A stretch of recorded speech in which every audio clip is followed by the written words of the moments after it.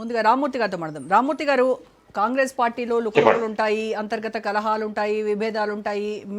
మేము తన్నుకు చేస్తాం, మళ్ళీ తర్వాత కావలించుకుంటాం, మాదేదో మేము చూసుకుంటాం కదా, చక్కబెట్టుకుంటాము. మధ్యలో బీఆర్ఎస్కి బీజేపీకి వచ్చినటువంటి నష్టం ఏంటి? దీనివల్ల మా పార్టీలో ఉన్నటువంటి దానివల్ల రాష్ట్ర అభివృద్ధి ఏమన్నా కుంటుపడుతుందా?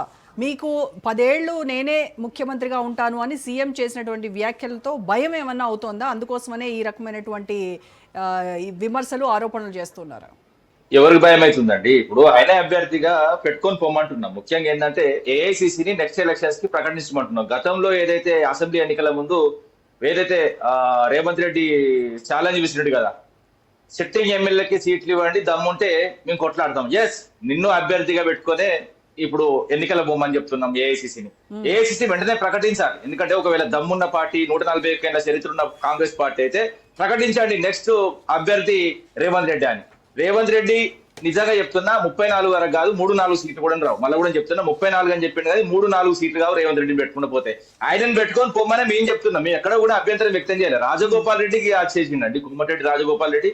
ఈడో కూడా చెప్పనీకి అసలు హైకమాండ్ ఏ విధంగా చెప్తుంది, ఇప్పుడు కార్పొరేటర్లకు లెక్క, అదే విధంగా వాళ్ళకు లెక్క అని వాళ్ళు మాట్లాడుకుంటారు. మేము ఎక్కడ కూడా అభ్యర్థం చెప్పట్లేదు. ఇప్పుడు మా మీదకి తిప్పొద్దండి. ఏ ఆన్సర్ అడిగినా, ఏ క్వశ్చన్ అడిగినా బీఆర్ఎస్ పార్టీ గిచ్చి లేపినా కూడా బీఆర్ఎస్ పార్టీ, ఆఖరికి నేను ఎవడు కొట్టినట్టే బీఆర్ఎస్ పార్టీ, ఆఖరికి నేను ఎవడు గిచ్చినట్టే బీఆర్ఎస్ పార్టీ. ఇది కాదండి. ఇప్పుడు మేము ప్రజా సమస్యల కోసమే కొట్లాడుతున్నాం, ప్రజల కోసమే కొట్లాడుతున్నాం తప్ప మాకు ఏ సమస్య కూడా అవసరం లేదు. ముఖ్యంగా ఏంటంటే గాంధీ భవన్ సాక్షిగా వాళ్ళే గప్ప గుద్దుకున్నారు మొన్న, ఏది సీనియర్లు జూనియర్లు అని.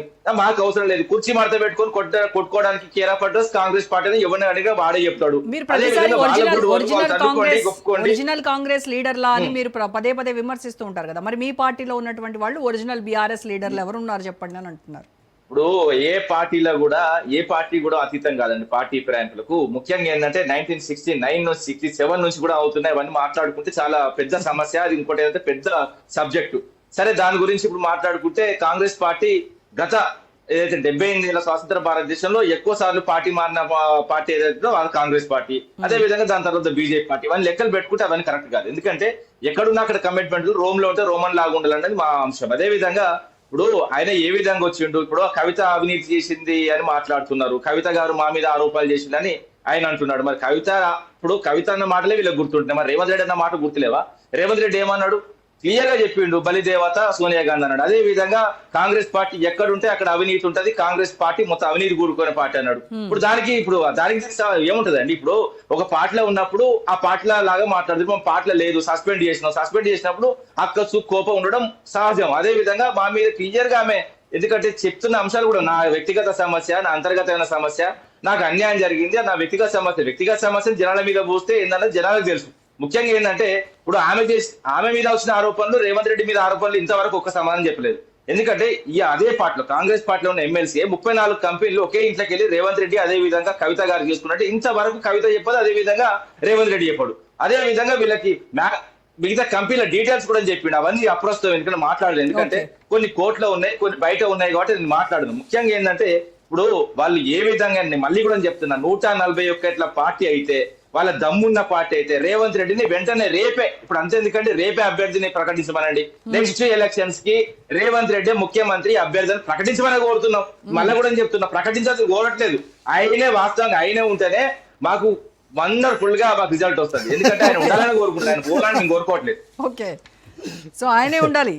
ఎందుకంటే ఇప్పుడు ఆయన అంటున్నాడు కదా మారీషుడు అంటారు, ఈచుడు అంటాడు. ఈచుడు కాదు, మారీషుడు కాదండి. రేవంత్ రెడ్డి రేవంతాసురుడు పట్టి పీక తింటున్నాడు కాబట్టి ప్రజలు ఆయన నుంచి విముక్తి కోరుకుంటున్నారు.